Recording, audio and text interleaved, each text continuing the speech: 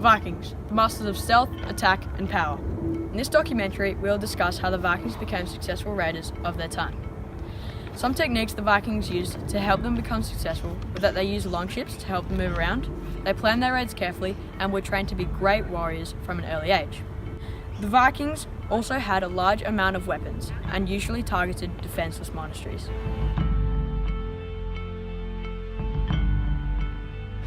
To begin with, Vikings used very sophisticated ships called longships. These ships were manoeuvrable, fast, and strong, which gave the Vikings a crucial advantage when fighting.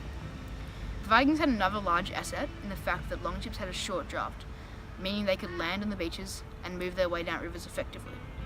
The Vikings' choice between oars and sails allowed them to row until land was in sight, and then sail to proceed silently. The longship's design evolved over many centuries, beginning in the Stone Age with clinker-built ships like Nidam and Klaversland. Clinker build is a method of boat building where the edges of hull planks overlap each other. One example where longships was used was in the Siege of Paris. This was a siege on the river, which meant longships came in handy as they had a short draft. Therefore, longships were a crucial advantage to a successful Viking raid as they were very stealthy, fast, and durable. Vikings were also trained to be great warriors from an early age. As children, they were working, learning, and doing duties.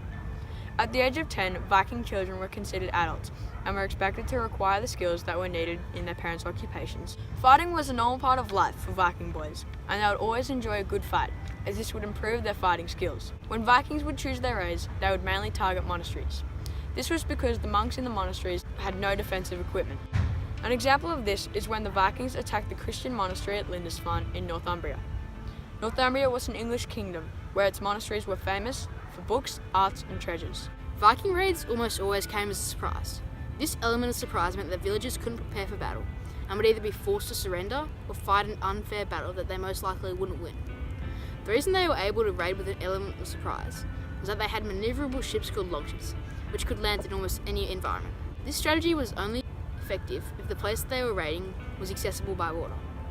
In particular, the raid of Iona was where they raided the monastery in a stealthy way. They also not only raided it once, but 3 times. In conclusion, without the Vikings' trademark stealth, they wouldn't be so successful, even though their opponents were not nearly as well trained in battle. Another reason the Vikings were so dominant in their raids was that they had a large amount of high-quality weapons that gave them a large advantage if the enemy chose to fight back.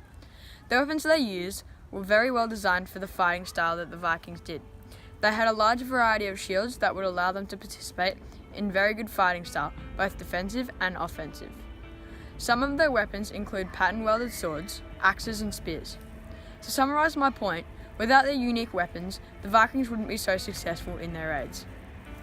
In conclusion, the Vikings were able to be successful raiders as they were strong, fast, powerful, and stealthy.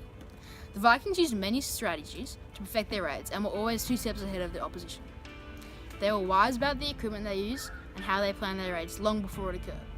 The Vikings were undeniably the greatest warriors of their time and thoroughly impacted the world.